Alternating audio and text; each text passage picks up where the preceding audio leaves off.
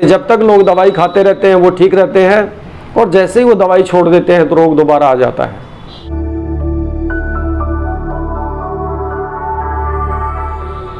दोस्तों, exact Ayurveda channel में आपका एक बार फिर स्वागत। आज हम आपके सामने एक विशेष विषय लेके आए हैं, चर्म रोगों के मुख्य 3 कारण। वर्षा ऋतु में वैसे भी चर्म रोगों का ज़्यादा प्रभाव होता है, तो इसलिए आपकी जानकारी में जो सहज हमारे परिवारों में प्रयोग किए जाते हैं वो 3 कारण आज हम इस वीडियो के माध्यम से आपको बताएंगे।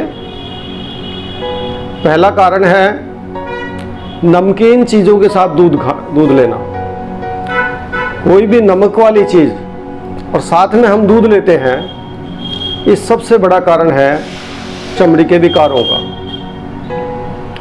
नमक और दूध अंदर जाके एक जहर में परिवर्तित हो जाते हैं, जिसको बॉडी निकालने के लिए चमड़ी में भिन्न भिन्न प्रकार के लक्षण पैदा करती है और जिनको हम चर्म रोग कहते हैं।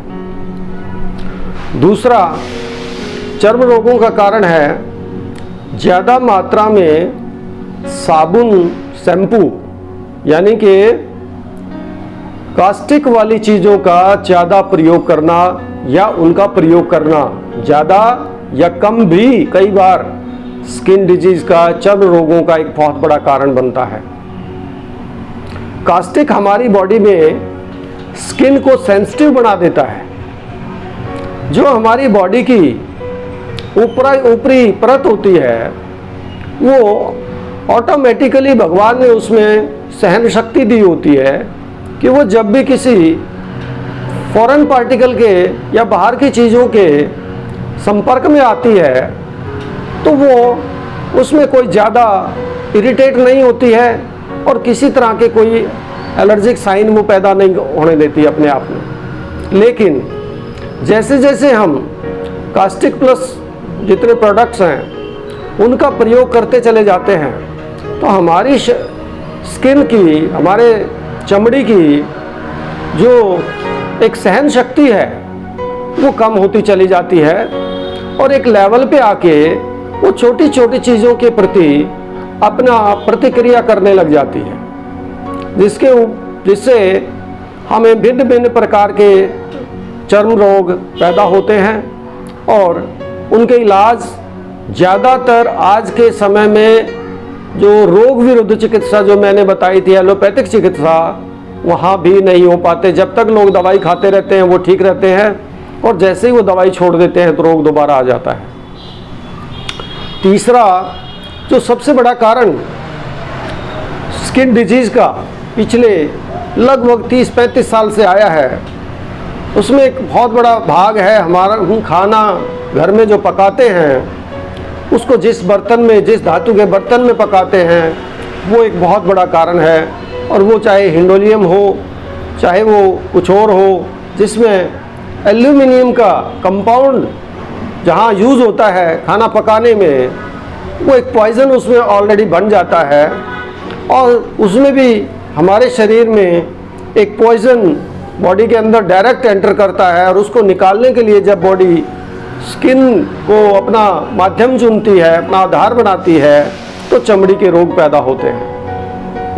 तो अगर हमें इन चमड़ी के रोगों से बचाव रखना है, चर्म रोगों से, और जो चर्म रोगों के लिए हम दुनिया भर की इनको दबाने के लिए एलोपैथिक दवाइयाँ, अंग्रेजी दवाइयाँ खाते रहते हैं सालों सालों तक, लेकिन ये दबते नहीं हैं। कारण हमें समझना चाहिए कि जब तक हम इनटेक उन चीज़ों का या उन जो कारण है उसके रोग को पैदा करने वाले, उनको हम नहीं प्रिवेंट करेंगे, उनका नहीं निषेध करेंगे, तो तब तक वो रोग कभी भी ठीक नहीं हो पाएंगे।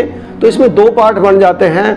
एक पार्ट तो ये है कि वो हम कारण साथ के साथ बॉडी के अंदर दे रहे हैं, कारण साथ के साथ लगा रहे हैं, और दूसरा हमारे यहाँ जो हम उसको दबाने के लिए जो दवाइयाँ खाते हैं वो एक दूसरा कारण इसका हो जाता है। और रोग इतने स्थायी हो जाते हैं चमड़ी के कि आदमी तंग आ जाता है और दुखी होके वो कई बार तो सुसाइड तक भी कदम अटेम्प्ट करने की कोशिश करता है। ऐसे पेशेंट मैंने देखे हैं जिन्होंने सुसाइडल भी उनके माइंड में थॉट आया कि यार इससे अच्छा तो सुसाइड कर ले। तो इसलिए मैं आप लोगों के सामने इस चैनल के माध्यम से वो चीज़ें आपके सामने रख रहा हूँ जिनको आप समझ के, जिनको आप सीख के, इन ऐसी जो एक गंभीर से गंभीर आजकल एक परिस्थितियाँ पैदा कर देती हैं, जो छोटी छोटी चीज़ें, उनको आप समझें और इन चीज़ों को अपने जीवन में, अपने जीवन से निकाल के, अपने जीवन से इसको प्रिवेंट करके आप लोग अपना सुख में जीवन बिताएं।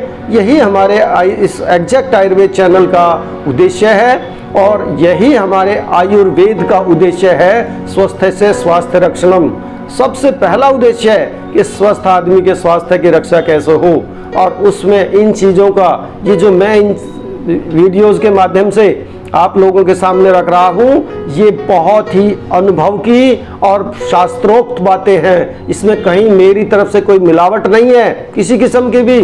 तो इन चीज़ों को ध्यान से समझें, मनन करें, चिंतन करें और इन कारणों को अपने परिवार से, अपने घर से हटा दें, ताकि आप कम से कम चमड़ी के रोगों से बचे रहें। और ये जो इनके लिए दवाइयाँ खानी पड़ती है, जिसके लिए इतना सारा पैसा लगाना पड़ता है, और उन दवाइयों के दुष्प्रभाव को फिर हमें झेलना पड़ता है, उनसे हम बच सकें। यही हमारा आज का वीडियो का विषय उद्देश्य था जो मैंने आपके सामने रखा है। और मैं आशा ये भी रखता हूँ आप लोगों से कि आप इस चीज़ को बहुत धैर्य से समझने की कोशिश करेंगे।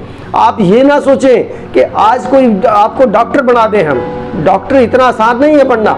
ये जितने डॉक्टर बैठे हुए हैं, तो इनमें से अगर मैं कहूँ तो 0.001% भी अभी तक डॉक्टर नहीं है। तो इसलिए हमें कभी भी ये नहीं सोचना चाहिए किसी चैनल के माध्यम से हम डॉक्टर बन जाएं। हमें ये सोचना चाहिए किसी चैनल के माध्यम से हम इस लायक हो जाएं, किसी डॉक्टर की पहचान कर सकें कि कौन आपके साथ अन्याय कर रहा है, कौन आपके साथ न्याय कर रहा है। सिर्फ इतनी आपको पहचान करने की शक्ति आप में आ जाए, ये आपके लिए बहुत बड़ी उपलब्धि होगी। और यही हमारा उद्देश्य रहेगा इन हमारी जो हमने एक सीरीज शुरू की है। तो इसलिए इस चैनल को आगे सब्सक्राइब करें, शेयर करें और खुद भी इसको बार बार देखें। धन्यवाद।